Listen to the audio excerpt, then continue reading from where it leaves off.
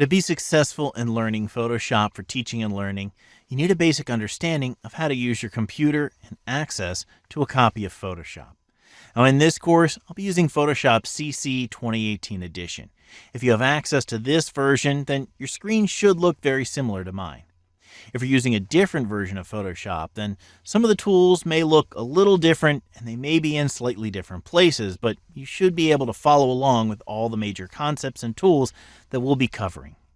Now, the only other requirement for being successful in this course is a desire to learn. Take your time going through the materials. If you need to pause, back up, and replay a section or an entire movie, just keep with it and you'll get it. I'll guide you through each step.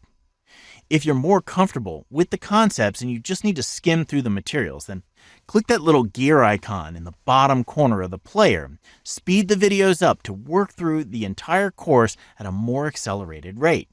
And whatever pace you take through the materials, I encourage you to reach out and follow me here on LinkedIn and on Twitter at CS Mattia.